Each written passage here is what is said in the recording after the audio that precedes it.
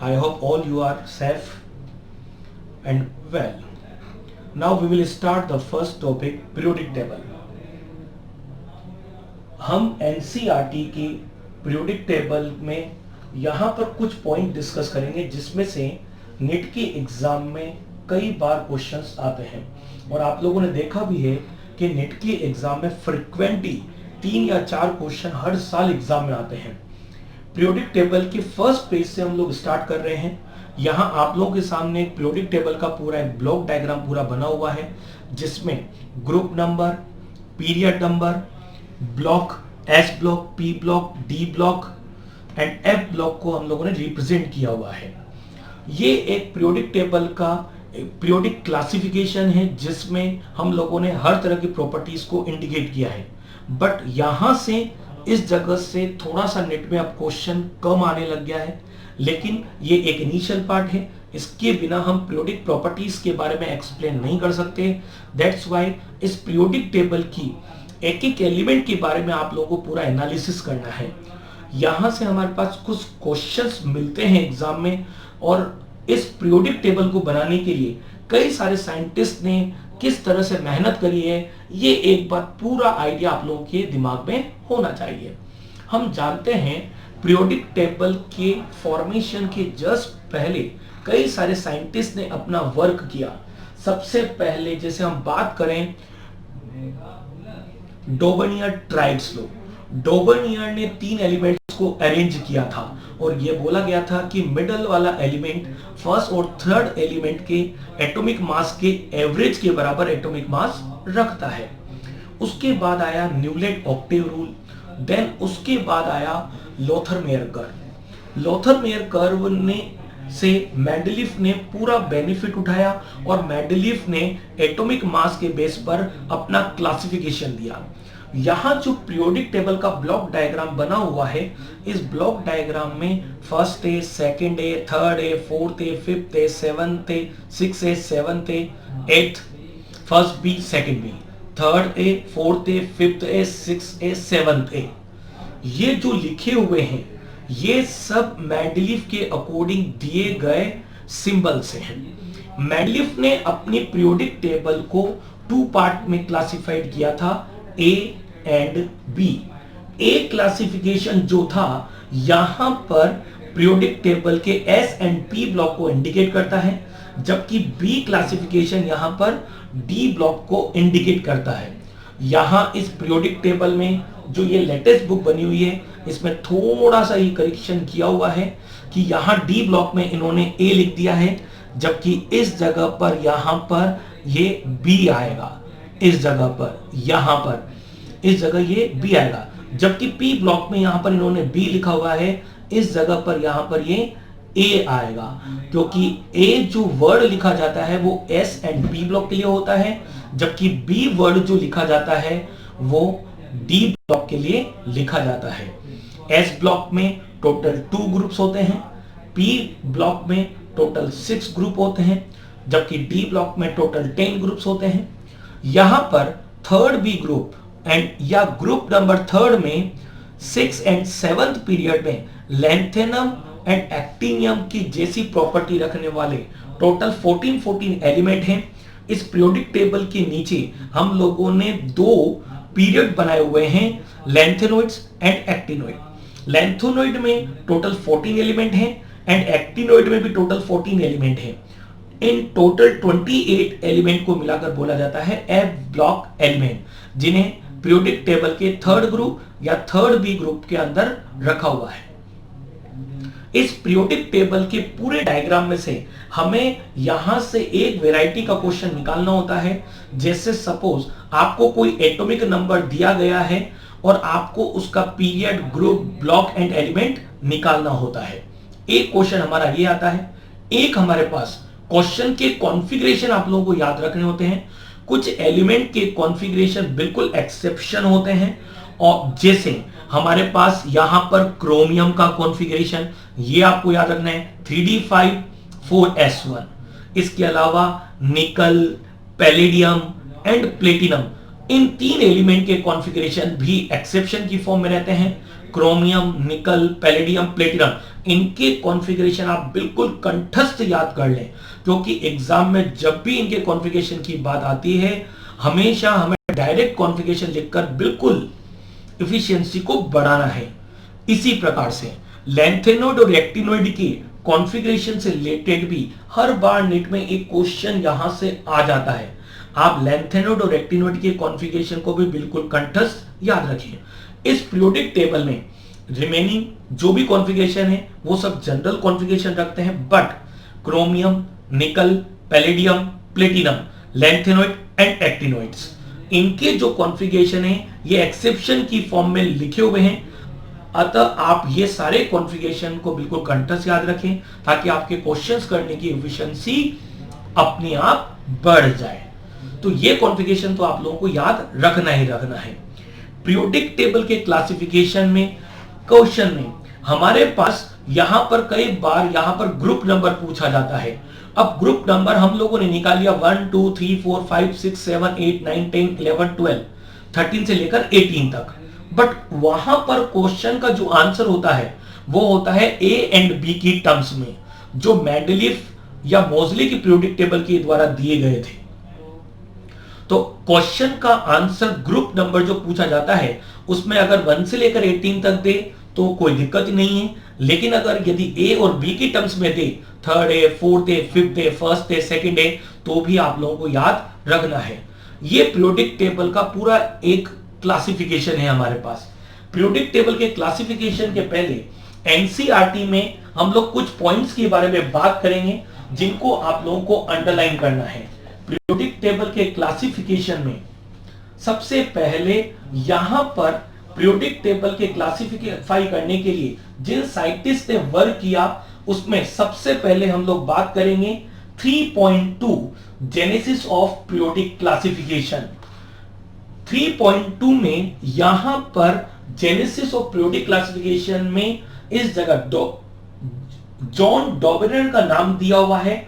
John डॉबरनर ने बोला he noted A similarity among the physical and chemical properties of several groups of the three elements. इस line को आप लोग underline कर लें, बस एक बार हम लोगों को पढ़ लेना है। उसी के नीचे 3.2 में यहां पर लास्ट की 3 लाइंस जो हैं, according to Daubernier, he noticed that the middle element of each of the triads had an atomic weight about halfway between the atomic weight of the other two element। इसको भी underline करें तो डॉबरनियर triads ने जो बात बताई वो यहां पर 3.2 में जो पैराग्राफ दिया हुआ है उसमें लिखी हुई है। आप लोग इस लाइन को अंडरलाइन कर लें और एक बार इसकी रीडिंग जरूर लगा दें। इसे लॉ ऑफ ट्राइड्स के नाम से जाना जाता है। यहां पर 3.2 में ही जो 3.1 डॉबरनियर ट्राइड्स रूल की एक टेबल बनी हुई है, इसमें lithium, sodium, potassium, calcium, strontium, barium, chlorine, bromine और आयोडीन के एटॉमिक वेट दिए हुए हैं। और एटॉमिक वेट से आप देख सकते हो जैसे सोडियम का एटॉमिक मास 23 दिया हुआ है, लिथियम और पोटेशियम के एटॉमिक मास को यदि ऐड कर दिया जाए तो उनका एवरेज एटॉमिक मास और सोडियम के इक्वल आएगा। इसी प्रकार से कैल्शियम, स्ट्रोंशियम और बेरियम में भी आप देख सकते हो, क्लोरीन, ब्रोमीन एंड आयोडीन में भी आप लोग देख सकते हो। ये था लॉ ऑफ ट्राइड्स जो डॉबरनियर ट्राइड्स लॉ के नाम से जाना जाता है। इस पीरियोडिक टेबल के क्लासिफिकेशन में हमारे पास और भी कई सारे पॉइंट्स हैं, जैसे यहां पर जो जेनेसिस ऑफ पीरियोडिक क्लासिफिकेशन दिया हुआ है 3.2, उसमें राइट साइड के पैराग्राफ पर लॉ ऑफ ऑक्टेव्स दिया हुआ है। लॉ ऑफ ऑक्टेव्स के अकॉर्डिंग आप इस लाइन को भी अंडरलाइन कर लो। सेकंड नंबर की लाइन है ऊपर से, he arranged the element in increasing order of their atomic weight and noted that every 8 element had properties similar to the first element. The relationship was just like every 8 note that resemble the first in octave of music। यानी Newland ने Octave rule में जो elements को arrange किया उसने ये बोला कि फर्स्ट और 8 एलिमेंट होते हैं वो सेम प्रॉपर्टीज रखते हैं। यहां पर भी आप इस बात को अंडरलाइन कर लें। नाउ नेक्स्ट हम लोग आगे बात करें पेज नंबर 72 पर, यहां पर लिखा हुआ है एक हार्ड लाइन, डार्क लाइन से लिखा हुआ है the properties of the element are a periodic function of their atomic weight. इस जगह पर यहां पर मेंडलीफ ने एक क्लासिफिकेशन दिया था जिसमें उसने बोला कि एलिमेंट्स को एटॉमिक मास के इंक्रीजिंग ऑर्डर में अरेंज करते हुए चले जाएं, और एलिमेंट्स को उसने ए एंड बी की फॉर्म में क्लासिफाइड किया था। यही लिखा हुआ है, जो डार्क लाइन लिखी हुई है उसके जस्ट नीचे पेज नंबर 72 पर, Mendeleev's arranged element in horizontal rows and vertical columns of a table in order of their increasing atomic weight in such a way that the elements with similar properties occupied the same vertical column or group। यानी Mendeleev ने भी अपनी periodic table को group and period में divide किया था, और इसीलिए मेंडलीफ को ही पीरियोडिक टेबल का सबसे फर्स्ट फाउंडर माना जाता है। बट मेंडलीफ की पीरियोडिक टेबल्स में कुछ कमियां थी, जिसकी वजह से हमें इस पीरियोडिक टेबल को यहीं ड्रॉप करना पड़ा, और आज हमारी पीरियोडिक टेबल को लॉन्ग फॉर्म पीरियोडिक टेबल के नाम से जाना जाता है। जैसा कि यहां पर हमारे पास पीरियोडिक टेबल का ब्लॉक डायग्राम पूरा कंप्लीट बना हुआ है। इस पीरियोडिक टेबल में टोटल 118 एलिमेंट रखे हुए हैं। पीरियोडिक टेबल को S block, P block, D block and F block में डिवाइड किया हुआ है। Total 7 period and total 18 group में इसको डिवाइड किया हुआ है। यहां पर हमारे पास S block, P block, D block and F block में कुछ कॉन्फ़िगरेशन जो मैंने आप लोगों को बोला है, इनको याद रखें। इनसे क्वेश्चन जब भी आता है तो ये एक्सेप्शन होने के कारण टाइम टेकिंग होते हैं, लेकिन हमें टाइम को बचाना है, तो इनके कॉन्फ़िगरेशन को सीधा याद रख के आप अपना टाइम बचाएं। नाउ नेक्स्ट अपनी एनसीईआरटी में आ जाएं। एनसीईआरटी में हमारे पास जो पेज नंबर 72 पर जो मेंडलीफ की पीरियोडिक टेबल है, यहां पर जो टेबल 3.3 बनी हुई है उसके जस्ट ऊपर मेंडलीफ की पीरियोडिक टेबल में मेंडलीफ ने कुछ एलिमेंट्स के बारे में प्रिडिक्शन भी किया था, जिन्हें एक का वर्ड लगाकर यूज किया जाता है।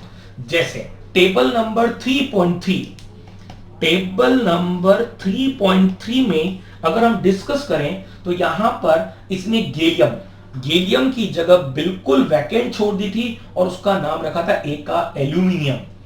इसी प्रकार से जर्मेनियम की जगह एक नाम जो रखा एलिमेंट का, उसे प्रिडिक्ट किया था, वो था एका सिलिकॉन। और इनके एटॉमिक वेट यहां पर दिए हैं कि मेंडलीफ की पीरियोडिक टेबल जो बेस्ड थी वो थी एटॉमिक मास के इंक्रीजिंग ऑर्डर में। नाउ इन सब पीरियोडिक क्लासिफिकेशन के बाद, यानी मेंडलीफ की पीरियोडिक टेबल के बाद, यहां आ जाए हम एनसीईआरटी में। यहां पर 3.3 modern periodic law and the present form of the periodic table. सबसे पहले मोजले आया और मोजले ने एक एक्सपेरिमेंट भी यहां पर किया। मोजले ने जो एक्सपेरिमेंट किया था उसके according under root nu directly proportional to Z, यानी उसने क्या देखा कि जब हाई स्पीड वाले इलेक्ट्रॉन्स को मेटल की सरफेस पर बॉम्बार्डमेंट किया जाता है तो वहां से निकलने वाली रेस की फ्रीक्वेंसी को जब उसने नोट किया तो उसका अंडर रूट एटॉमिक नंबर के प्रोपोर्शनल में आ रहा था। और मोजले के अकॉर्डिंग ही पीरियोडिक टेबल को ये करेक्ट किया गया कि पीरियोडिक टेबल एटॉमिक मास के इंक्रीजिंग ऑर्डर में ना होकर पीरियोडिक नंबर के इंक्रीजिंग ऑर्डर में होती है, यानी एटॉमिक नंबर के इंक्रीजिंग ऑर्डर में होती है। और यही उसने इंडिकेशन भी दिया, under root of nu directly proportional to Z. Z होता है एटॉमिक नंबर, यानी जो फ्रीक्वेंसी इमिटेड हो रही थी उनका अंडर रूट एटॉमिक नंबर के प्रोपोर्शनल में आता है। नाउ 3.3 में यहां पर डार्क लाइन में लिखा हुआ है, इसको आप लोग अंडरलाइन कर लें। The physical and chemical properties of the elements are periodic function of their atomic number, जिसको मॉडर्न पीरियोडिक लॉ के नाम से भी जाना जाता है। यहां पर देखो एक लाइन अंडरलाइन करनी है आप लोगों को, जो डार्क लाइन लिखी हुई है 3.3 में फर्स्ट पैराग्राफ के बाद, वहां लिखा हुआ है the periodic law revealed important analogies among the 94 naturally occurring elements, neptunium and plutonium like actinium and protactinium are also found in pitch blende and ore of uranium। यानी यहां पर इस लाइन को अंडरलाइन करो और एक बहुत ही इंपॉर्टेंट फैंटास्टिक पॉइंट हमारे सामने यहां मिलता है।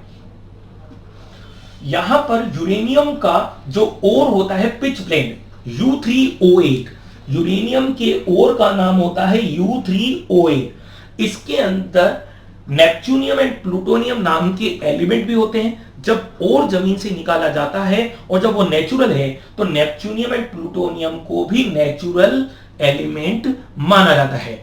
वो बात लगी कि ये मैनमेड एलिमेंट थे, लेकिन इनके साथ निकलने के कारण इनको नेचुरल एलिमेंट भी माना जाता है। और टोटल नेचुरल एलिमेंट इसीलिए 92 यूरेनियम तक, देन उसके बाद 2 एलिमेंट नेपच्यूनियम और प्लूटोनियम को इंक्लूड करते हुए टोटल मिलाकर 94 एलिमेंट यहां पर लिखे हुए हैं। तो इन कुछ लाइन को आप लोग यहां पर अंडरलाइन कर लें। अब हम आते हैं लॉन्ग फॉर्म पीरियोडिक टेबल पर। लॉन्ग फॉर्म पीरियोडिक टेबल के बारे में मैंने आपको थोड़ा सा ब्रीफ पहले ही बताया है कि periodic table S block, P block, D block and F block में क्लासिफाइड की गई है।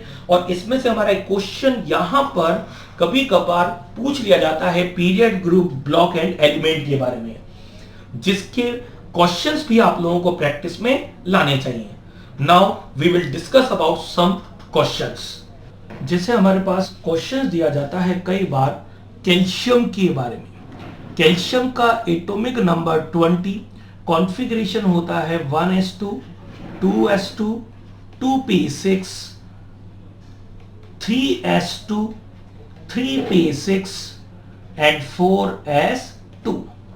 यदि आपको प्रिंसिपल को फॉलो किया जाए तो यहां पर इसमें लास्ट इलेक्ट्रॉन एंटर कर रहा है एस सबशेल में, मींस ये हो गया एस ब्लॉक का एलिमेंट। ये एक नॉर्मल क्वेश्चन है। अब क्वेश्चन ये पूछा जाता है कि यदि ये आफ्बो प्रिंसिपल को फॉलो ना करे, आफ्बो प्रिंसिपल को अगर ये फॉलो ना करे तो इसका यहां पर ब्लॉक कौन सा होगा, ये क्वेश्चन हमसे ज्यादातर पूछा जाता है। यहां पर हमारे पास अगर यदि आफ्बो प्रिंसिपल को फॉलो ना किया जाए तो हमारे को इलेक्ट्रॉन सबसे पहले शेल के अकॉर्डिंग फिलअप करना पड़ेगा, जैसे n=1, फिर उसके बाद n=2, देन उसके बाद n=3 में। n=1 में इलेक्ट्रॉन एंटर करेगा तो केवल क्या आएगा 1s2। n=2 में 2 सबशेल होंगे यानी 2s2, 2p6। यहां पर n=3 में s भी होता है, p भी होता है एंड d भी होता है। तो इलेक्ट्रॉन एंटर करेगा 3s2, 3p6 and 3d2। Total number of electron 2, 2, 4 और 16 और 2, 12, 6, 18, देन 220। यानी लास्ट इलेक्ट्रॉन हमारे पास इस जगह पर एंटर किया है डी सबशेल के अंदर, और जिसके अंदर लास्ट इलेक्ट्रॉन एंटर कर जाए वही उसका ब्लॉक कहलाता है। अतः क्वेश्चन में यहां पर कैल्शियम अगर नॉर्मल पूछा जाए कि ये कौन से ब्लॉक का एलिमेंट है तो ये एस ब्लॉक का एलिमेंट है। बट अगर यदि क्वेश्चन में ये दिया जाए इफ आफ्बो प्रिंसिपल इज वायलेट, यानी कैल्शियम में आफ्बो प्रिंसिपल को फॉलो नहीं किया जाए तो इसका ब्लॉक क्या होगा, तो आंसर हमारे पास क्या आ जाएगा, डी ब्लॉक। नेक्स्ट एग्जाम्पल के बारे में हम लोग यहां पर बात करें। इस जगह पर यदि एग्जाम्पल लिया जाए, यहां पर जैसे इस प्रकार का एक ब्लॉक डायग्राम यहां पर बना हुआ है, ये हम लोगों ने बना दिया इस जगह पर, यहां पर, और इस जगह पर एटॉमिक नंबर 33 अगर दे दिया जाए तो x और y एलिमेंट इस जगह दे दिए जाए तो x का पीरियड नंबर क्या होगा, यहां पर इसका ग्रुप नंबर क्या होगा, यहां पर इसका ब्लॉक क्या होगा, और एलिमेंट क्या क्या होंगे इस जगह पर। इसी प्रकार से y का यहां पर पीरियड नंबर क्या होगा, ग्रुप नंबर क्या होगा, ब्लॉक क्या होगा, और यहां पर एलिमेंट क्या क्या होगा। अब यहां पर इस जगह पर यदि बात की जाए एटॉमिक नंबर 33 पर, एटॉमिक नंबर अगर यदि 33 पर हम लोग बात करें तो एटॉमिक नंबर 33 के लिए, एटॉमिक नंबर 33 हमारे पास पीरियोडिक टेबल से अगर देखा जाए तो ये प्रेजेंट होता है ग्रुप नंबर 15, और ग्रुप नंबर 15 हमारे पास होता है नाइट्रोजन फैमिली। नाइट्रोजन फैमिली में यहां पर हम अगर यदि बात करें, सबसे पहले हमें यहां पर इस जगह पर Z इक्वल टू 33 का period group block and element निकालना पड़ेगा। जैसे अब हमारे पास ग्रुप नंबर 18 में सबसे पहले helium, neon, argon, krypton, xenon and radon. यहां पर इस जगह पर एटॉमिक नंबर 33 को निकालने के लिए, जैसे हीलियम का एटॉमिक नंबर 2, नियोन 10, 18, 36, 54 एंड 86। हमें यह पता लग गया कि एटॉमिक नंबर 33 36 के जस्ट पहले होगा, और 36 में से अगर 3 माइनस कर दें तो ये 33 आ जाएगा। पीरियड नंबर 1 2 3 4 और यहां पर 5, और इस एलिमेंट 33 का पीरियड नंबर इस जगह पर यहां आ जाएगा पीरियड नंबर 4। इसलिए अब अगर ग्रुप नंबर की बात करें तो 18 में से 3 माइनस करोगे तो ये ग्रुप नंबर आ जाएगा 15, जो हम लोग ऑलरेडी यहां पर निकाल चुके हैं। ग्रुप नंबर 15 होता है यहां पर नाइट्रोजन फैमिली, और नाइट्रोजन फैमिली में nitrogen, phosphorus, arsenic, antimony and bismuth, ये आता है second period, third period, fourth period, fifth period and six. और हमारा पीरियड नंबर आया था 4। पीरियड नंबर 4 में जो एलिमेंट होता है वो है आर्सेनिक। अब आर्सेनिक के जस्ट ऊपर जो एलिमेंट आता है फास्फोरस, और आर्सेनिक के जस्ट नीचे जो एलिमेंट यहां पर प्रेजेंट होगा वो होगा यहां पर एंटीमनी। अब फास्फोरस से जस्ट पहले जो एलिमेंट होता है वो है एक्स, सिलिकॉन एलिमेंट, जिसका एटॉमिक नंबर कितना होगा 14। इसी प्रकार एंटीमनी का एटॉमिक नंबर होता है 51, ये आ गया 52, और Y का एटॉमिक नंबर आ गया 53। अब 53 को आप लोग निकाल सकते हो। 53 यहां पर आ जाएगा इस जगह पे, इस जगह हेलोजन फैमिली में, और हेलोजन फैमिली में यहां पर एटॉमिक नंबर इस जगह आ जाएगा 53। ये हम लोग यहां पर X और Y के बारे में पूरी इंफॉर्मेशन निकाल पाए हैं। नाउ फाइनल आंसर क्या हुआ? X एलिमेंट हो गया सिलिकॉन। सिलिकॉन का यहां पर पीरियड नंबर होगा इस जगह पर 3। सिलिकॉन का ग्रुप नंबर यहां पर carbon family, group number 14, block हो जाएगा P, और एलिमेंट तो आपको जैसा पता है सिलिकॉन। Y एलिमेंट के बारे में बात करें तो Y का एटॉमिक नंबर आ गया 53। पीरियड नंबर यहां पर आ जाएगा इस जगह पर, पीरियड नंबर इस जगह पर यहां आ जाएगा 5। देन ग्रुप नंबर आ जाएगा 17, ब्लॉक आ जाएगा P ब्लॉक, और एलिमेंट जैसा यहां पर हमारे को पता लग रहा है आयोडीन, इस जगह पर ये मिल जाएगा। 53 एलिमेंट आ गया आयोडीन, और ये आ गया P ब्लॉक में, इसका पीरियड नंबर 5 और ग्रुप नंबर 17। तो इस प्रकार के क्वेश्चंस की भी हमें प्रैक्टिस यहां पर जरूर करना चाहिए। Now next we will talking about next question. Next example के बारे में अगर यदि हम लोग बात करें, जैसे यहां पर क्रोमियम का एटॉमिक नंबर आपको 24 पता है। आपसे क्वेश्चन पूछा जाए how many element which has L equal to 0, how many maximum element which has L equal to 0 in chromium। सबसे पहले क्रोमियम का कॉन्फ़िगरेशन लिखो, 1s2, 2s2, 2p6, 3s2, 3p6, then 3d5, 4s1। अब यहां पर हमारे को इसमें L equal to 0, quantum number के अकॉर्डिंग L इक्वल टू 0 रखने वाले जो एलिमेंट होते हैं वो S सबशेल में जो एलिमेंट आते हैं वो L इक्वल टू 0 रखते हैं। L इक्वल टू 0 रखने वाले 1s के 2 इलेक्ट्रॉन, 2s के 2 इलेक्ट्रॉन, 3s के 2 इलेक्ट्रॉन और 4s का 1 इलेक्ट्रॉन, टोटल मिला के 2 + 2 + 2 + 1, टोटल मिलाकर एलिमेंट हो गए 7। यानी क्रोमियम में L इक्वल टू 0 रखने वाले इलेक्ट्रॉन होंगे 7 electron. Now next we will discuss about next question या नेक्स्ट एग्जांपल नंबर 4। एक क्वेश्चंस कई बार एग्जाम में यहां पर हमारे को मिल जाता है कि इफ each orbitals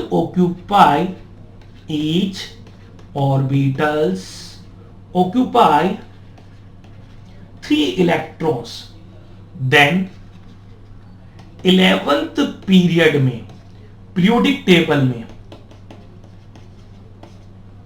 कितने एलिमेंट प्रेजेंट होंगे। पीरियोडिक टेबल में एलिमेंट या इलेक्ट्रॉन प्रेजेंट होंगे। यहां पर यह क्वेश्चन कई बार आता है जब ईच ऑर्बिटल, अभी हम जानते हैं कि पीरियोडिक टेबल के हर ऑर्बिटल में मैक्सिमम 2 इलेक्ट्रॉन रखे हुए हैं। अब हमसे क्वेश्चन में पूछा जाता है कि 3 इलेक्ट्रॉन अगर रखे जाएं तो पीरियोडिक टेबल के 11th पीरियड में कितने एलिमेंट प्रेजेंट होंगे। अब यहां पर हमारे को सबसे पहले यह पता लगाना होता है कि 11th पीरियड में कौन कौन से सबशेल प्रेजेंट होंगे। हमें यह पता है कि कोई भी सबशेल के लिए और शेल के लिए n की value always greater than l होना चाहिए। n is never less than equal to l, यानी n की वैल्यू न तो l से छोटी होगी न n की वैल्यू l के कभी बराबर होगी।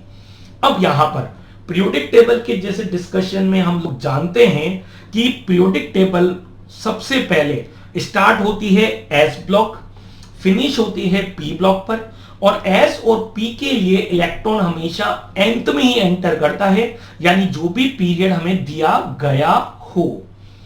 d में इलेक्ट्रॉन हमेशा n-1 में एंटर करता है, f में इलेक्ट्रॉन n-2 में एंटर करता है, g में इलेक्ट्रॉन n-3 में एंटर करता है, h में इलेक्ट्रॉन n-4 में एंटर करता है। इस प्रकार से हम टोटल सबशेल निकाल सकते हैं। जैसे हम बात करें 11th पीरियड के बारे में, 11th पीरियड में हमारे पास पीरियोडिक टेबल स्टार्ट होगी 11s से और फिनिश होगी 11p पर। पीरियोडिक टेबल का जो स्टार्टिंग पार्ट है उसमें s ब्लॉक और पीरियोडिक टेबल का जो लास्ट पार्ट है वो होता है p ब्लॉक। s ब्लॉक आ गया, p ब्लॉक आ गया। अब यहां पर रिवर्स चलो p से, तो s p और अब आएगा यहां पर d वाला पार्ट, और d में इलेक्ट्रॉन एंटर करता है n-1d। तो n की वैल्यू क्या है बच्चों 11, तो 11-1 यानी ये आ जाएगा 10d। s ब्लॉक आ गया, p ब्लॉक आ गया, d ब्लॉक आ गया। अब कौन सा ब्लॉक आएगा f ब्लॉक। f ब्लॉक में इलेक्ट्रॉन एंटर करता है n-2 में, यानी यहां आ गया 9f। एक बार जरा यहां चेक कर लो क्या n की वैल्यू l से ग्रेटर आ रही है। जैसे यहां n की वैल्यू 11s में 11 और l की वैल्यू s के लिए 0। 10d में n की वैल्यू 10 और l की वैल्यू बोलो बच्चों क्या हो गई 2। p में 11p में n की वैल्यू 11 और l की वैल्यू क्या आ गई 1। यहां 9f में n की वैल्यू 9 और l की वैल्यू क्या आ गई 3। क्या n की वैल्यू l से ग्रेटर आ रही है यस। तो इस में s भी होगा, p भी होगा, d भी होगा, f भी होगा। नाउ नेक्स्ट इसी प्रकार से इंक्रीजिंग ऑर्डर में हम लोग आगे बढ़ते जाएं तो यहां पर s p d f के बाद आ गया g, और अगर g पॉसिबल हुआ तो ये आ जाएगा 8g। 8g में n की वैल्यू 8 और l की वैल्यू आ जाएगी यहां पर 4। क्या n l से ग्रेटर आ रहा है यस। इसका मतलब इन फ्यूचर अगर 11th पीरियड डिस्कवर्ड होता है तो उसमें 8g भी प्रेजेंट होगा। s p d f g। अब आएगा h, यानी यहां आ गया 7h। n की वैल्यू 7 और l की वैल्यू आ जाएगी यहां पर 5। क्या n l से ग्रेटर आता है यस। इसका मतलब 7h भी यहां पर पॉसिबल होगा। Now s p d f g h। अब आ जाएगा i 6i। 6i में n की वैल्यू 6 और l की वैल्यू बोलो बच्चों 6। क्या n l के कभी इक्वल हो सकता है, यानी 11th पीरियड में i नाम का कोई सबशेल प्रेजेंट नहीं होगा। अब हम जानते हैं इलेक्ट्रॉन की संख्या हमें अगर निकालनी होती है तो इलेक्ट्रॉन एस में मैक्सिमम कितने इलेक्ट्रॉन आते हैं 2 यहां पर, लेकिन हमें रखने कितने हैं यहां पर 3 इलेक्ट्रॉन। तो यहां पर हम इलेक्ट्रॉन निकालने के पहले हम लोग निकालेंगे पहले सबशेल के अंदर ऑर्बिटल्स। तो ऑर्बिटल की अगर संख्या निकाली जाए तो यहां पर ऑर्बिटल्स इस जगह पर आपको बताना है। एस में बोलो ऑर्बिटल कितने हो गए 2, सॉरी एस में ऑर्बिटल कितना हुआ 1 ऑर्बिटल यहां हो गया इस जगह पर। पी में ऑर्बिटल बोलो कितने होंगे 3, डी में टोटल 5, एफ में 7, जी में 9, एच में 11। यदि हम इन सबको ऐड कर दें तो टोटल मिलाकर ये बताओ कि ऑर्बिटल्स कितने हो गए। यहां पर 5 + 1 6, 6 + 3 9, 9 और 9 18, 18 और 7 25, 25 एंड 11 टोटल मिलाकर हो गए 36। एक बार फिर ऐड कर लो 5 + 1 6, 6 और 7 13, 13 और 9 22, 22 11 33, 33 और 3 36।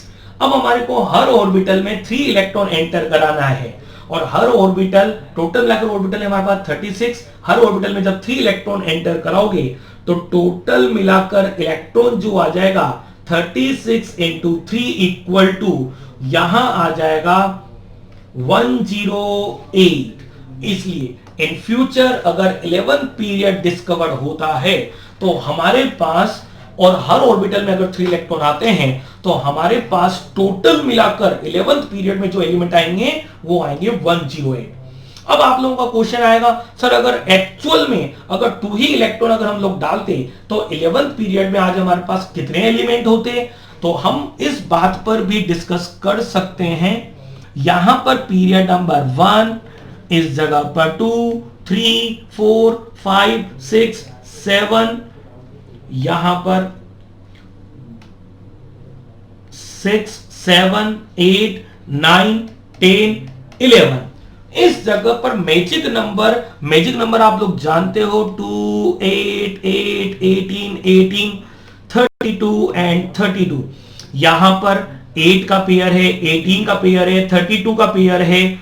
2 से 8 में यहां पर बोलो बच्चों कितना बढ़ गया 6, 8 से 18 में बोलो कितना बढ़ गया 10। कितने का डिफरेंस आया 4 का। वेरी गुड, यानी 4 4 आपको इंक्रीज करना है। 18 से यहां पर जब 32 आओगे तो +14। देखो 18 + 14 कितना हुआ 32। तो अब आप लोग बताओ कितना इंक्रीज होना चाहिए +18। 32 + 18 बोलो कितना हो गया 50 एंड 50 पेयर बन गया। अब बताओ 18 कितना ऐड करना पड़ेगा 22, 72 एंड 72।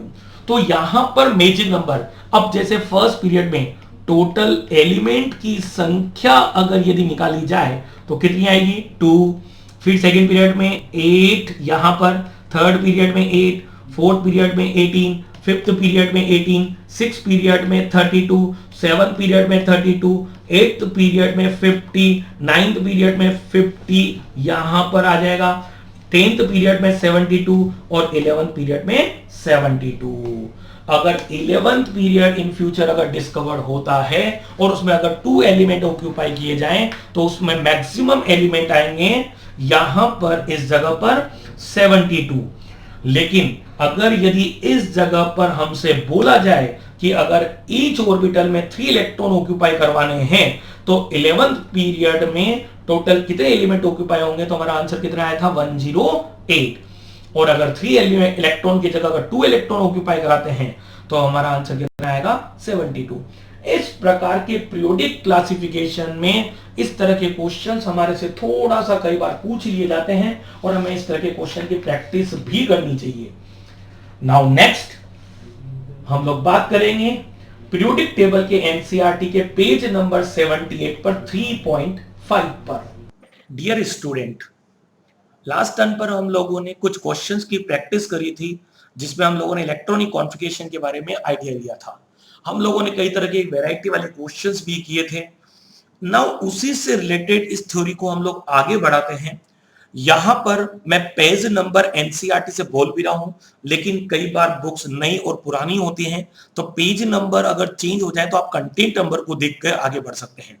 जैसे अब हम लोग जो डिस्कस करने वाले हैं, यहां पर पेज नंबर 78 पर कंटेंट नंबर 3.5, यहां पर कंटेंट नंबर 3.5 पर हम लोग डिस्कस कर रहे हैं।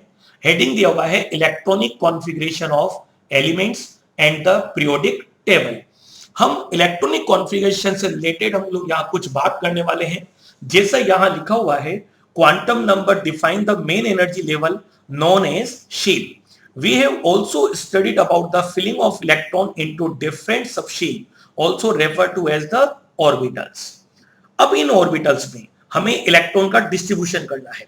हम जानते हैं हमारे पास जो क्वांटम नंबर्स होती हैं, क्वांटम नंबर हमारे पास 4 होती हैं, n, यहां पर l, m और s। n इंडिकेट करती है principal quantum number, L indicate करती हैं एजीमुथल क्वांटम नंबर और M इंडिकेट करती हैं मैग्नेटिक क्वांटम नंबर, जबकि S इंडिकेट करती हैं स्पिन क्वांटम नंबर। N यहां पर प्रिंसिपल क्वांटम नंबर को इंडिकेट करता है। जो भी हम कॉन्फ़िगरेशन लिखते हैं, हम यहां पर उसमें N यानी पीरियड से रिलेटेड या एनर्जी लेवल से रिलेटेड हम लोग वर्ड वहां लिखते हैं। जैसे 1s2, यहां पर जो 1 दिया हुआ है ये प्रिंसिपल क्वांटम नंबर को इंडिकेट करेगा, s इंडिकेट करेगा सबशेल को यहां पर, और 2 जो लिखा हुआ है ये इलेक्ट्रॉन की संख्या को इंडिकेट करता है कि s सबशेल में टोटल कितने इलेक्ट्रॉन एंटर हुए हैं, 2। तो यहां पर हमने इस पैराग्राफ में कुछ लाइंस को अंडरलाइन किया हुआ है, इसको बस केवल एक बार पढ़ लिया। आई होप आप लोगों ने क्वेश्चन पढ़ा हुआ है। एलन के इंस्टीट्यूट की जो मेन क्लासेस आप लोगों ने अटेंड करी हैं, वहां आप लोगों ने इन सब के बारे में आइडिया लिया होगा। एक बार हम लोग एनसीईआरटी में इन सब पॉइंट को रेफर करते हुए आगे बढ़ रहे हैं। इसी में आगे देखो एक पॉइंट दिया हुआ है, A, electronic configuration in periods. Electronic configuration in period की बात करें तो पीरियड में इलेक्ट्रॉनिक कॉन्फ़िगरेशन, इसमें यहां पर 5 और 6 लाइन पर थोड़ा सा अंडरलाइन करना पड़ेगा। जैसे लिखा हुआ है, it is seen that the number of elements in each period is twice the number of atomic orbital available in the energy level that is being filled। यहां बोला हुआ है कि जो इलेक्ट्रॉन की संख्या है और जो टोटल नंबर ऑफ सबशेल होंगे, सबशेल और ऑर्बिटल्स हमारे पास जैसे आ गया S subshell, P subshell, D subshell, F subshell, G subshell, आगे बढ़ता ही चला जाएगा। एस सबशेल में यहां पर जो ऑर्बिटल्स की संख्या होगी वो यहां पर 2 होगी। पी में ऑर्बिटल्स की संख्या जो होगी, यहां पर एस में जो ऑर्बिटल्स की संख्या होगी वो होगी यहां पर इस जगह पर, ये हो गया 1 ऑर्बिटल। पी में हो गए टोटल 3 ऑर्बिटल। डी में यहां पर हो गए टोटल इस जगह पर यहां पर 5 ऑर्बिटल, और एफ में यहां पर टोटल जो ऑर्बिटल हो गए वो आ जाएंगे यहां पर 7, 1 2 3 4 5 6 एंड 7 ऑर्बिटल।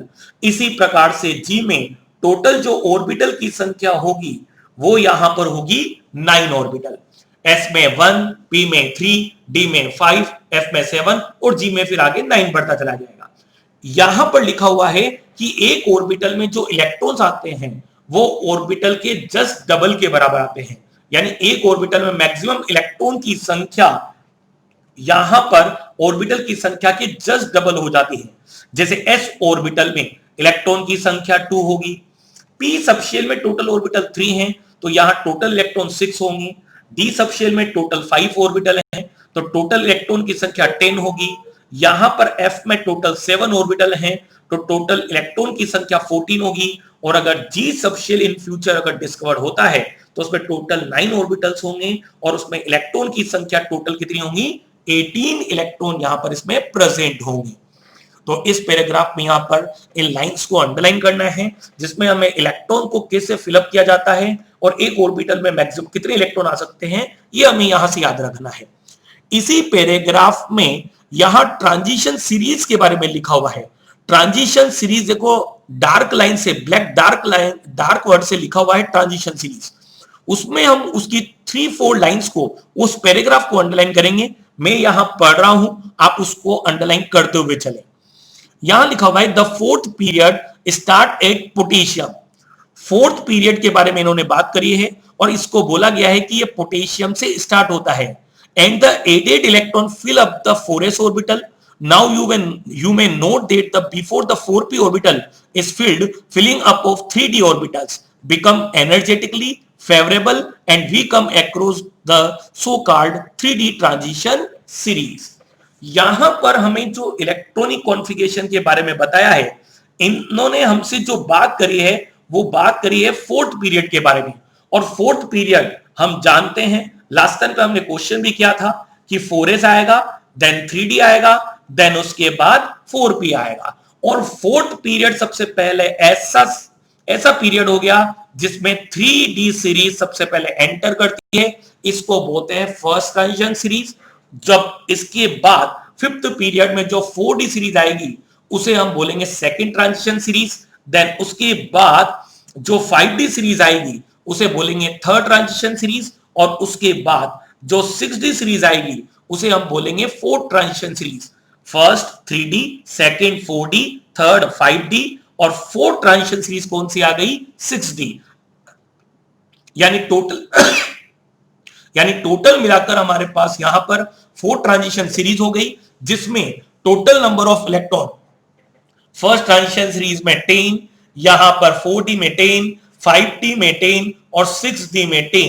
यदि हम इन सब इलेक्ट्रॉन को ऑक्यूपाई करें तो टोटल डी ब्लॉक में यहां पर हमारे पास इलेक्ट्रॉन की संख्या जो होगी वो होगी 40।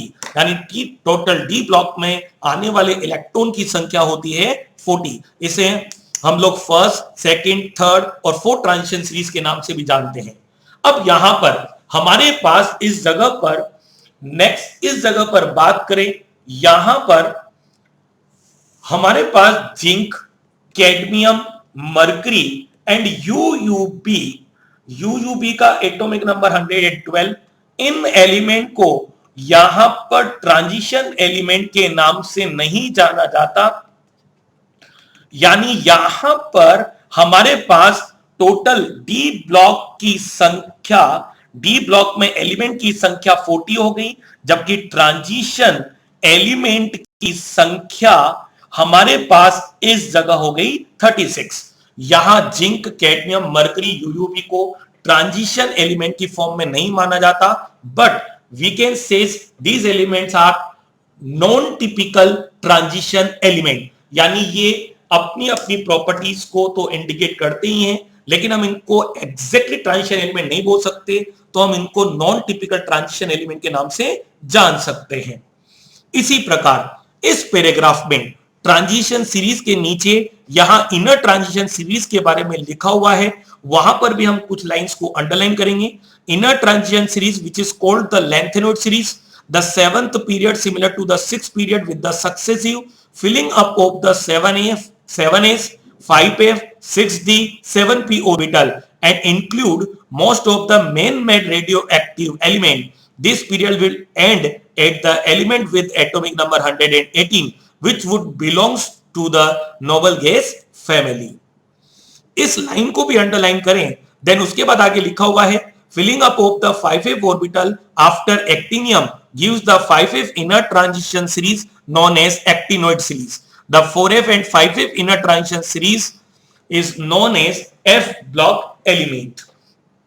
यहां पर इस जगह पर हमारे पास दिया हुआ है 4f series and 5f series. 4f series को हम लोग बोलते हैं लैंथेनोइड एलिमेंट और 5f सीरीज को हम लोग यहां पर बोलते हैं एक्टिनोइड सीरीज।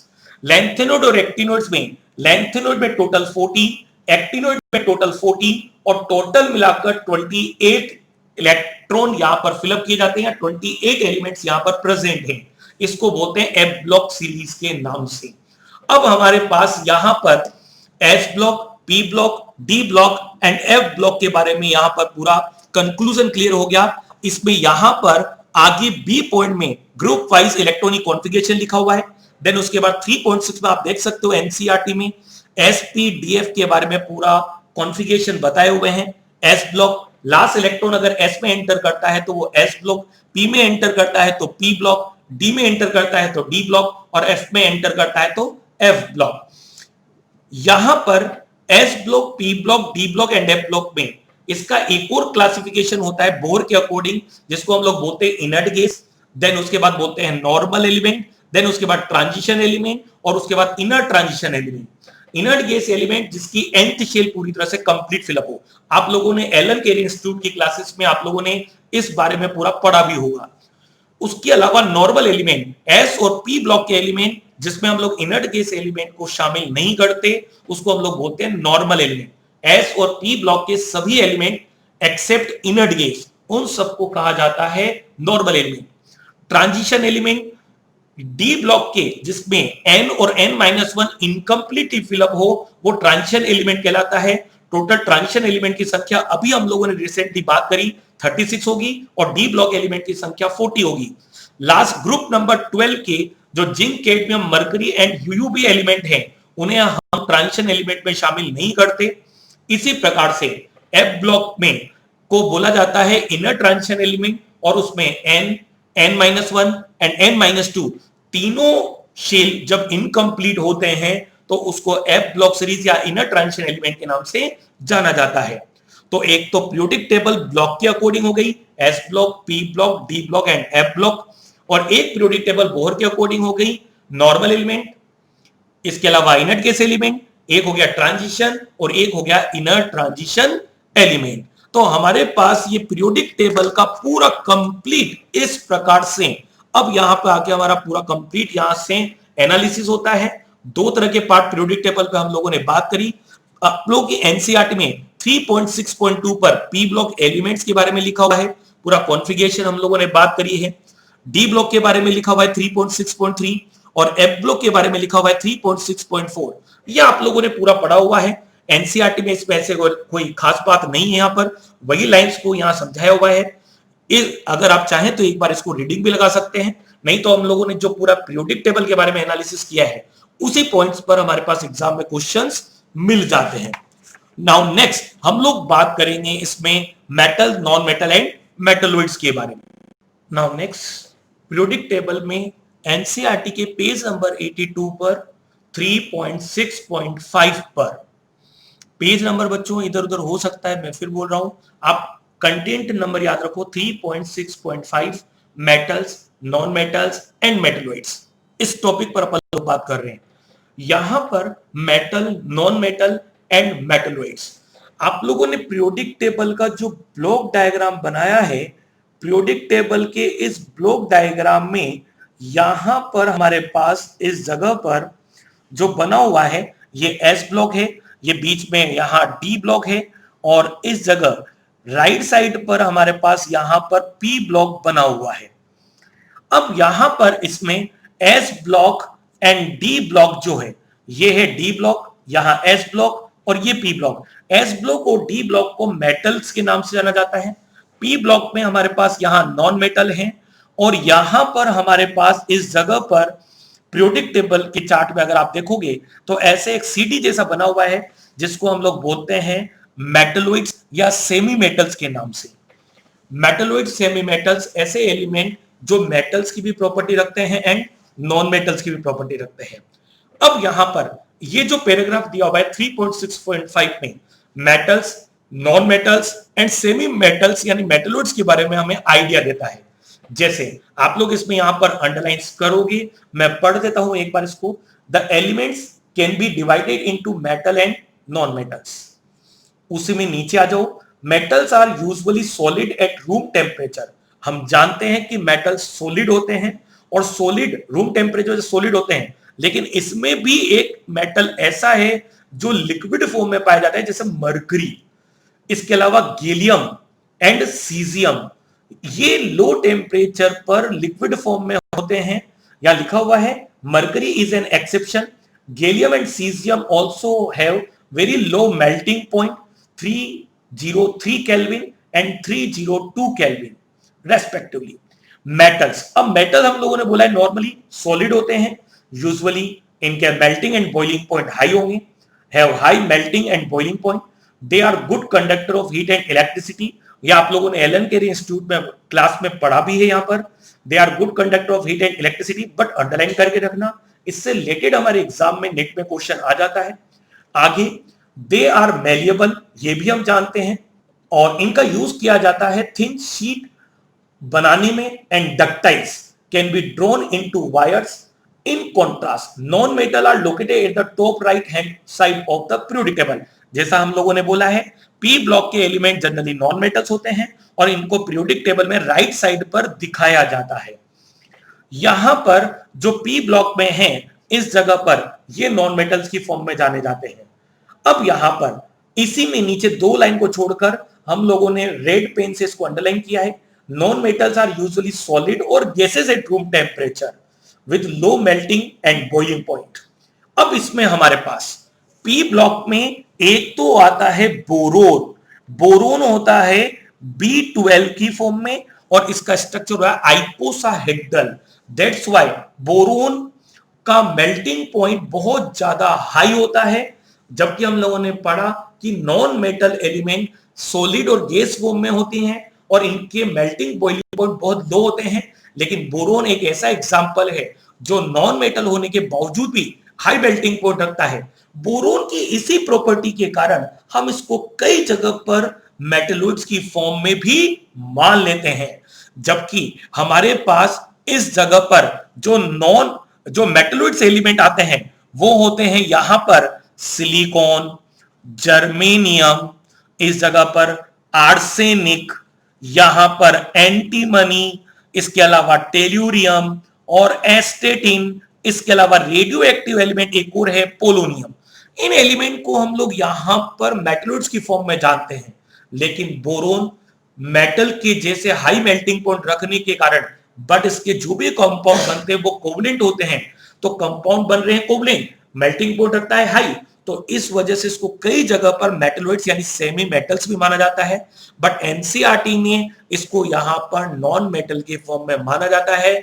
बच्चों इस बात को ध्यान रखना, अगर एग्जाम में कहीं क्वेश्चन आता है तो हम एनसीईआरटी को फॉलो करते हुए हम लोग बोरोन को नॉन मेटल की फॉर्म में ही मानेंगे। इसी में यहां पर लिखा हुआ है जैसे कार्बन, कार्बन के सभी कंपाउंड यहां पर कोवलेंट बनते हैं, लेकिन कार्बन मिलता है हमारे को डायमंड की फॉर्म में या फिर ग्रेफाइट की फॉर्म में या फिर फुलरिन की फॉर्म में, जिसमें नंबर ऑफ एटम्स आपस में अटैच होते हैं और इनका मेल्टिंग पॉइंट भी बॉइलिंग पॉइंट बहुत ज्यादा हाई होता है।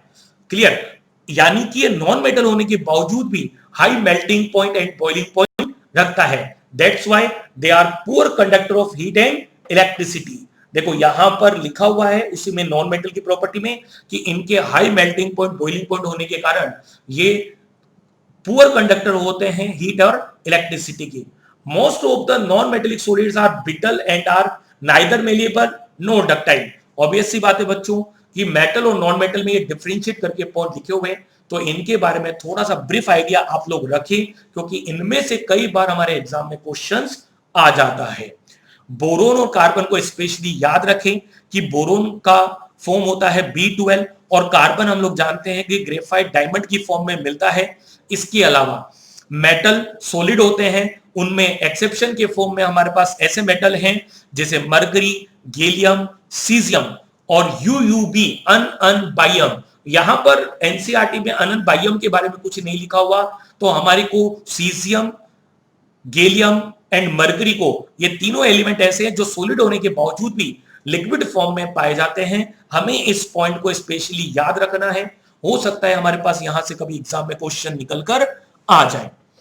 यहां पर हमारे पास इस जगह पर प्रॉब्लम नंबर 3.4 दिया गया है।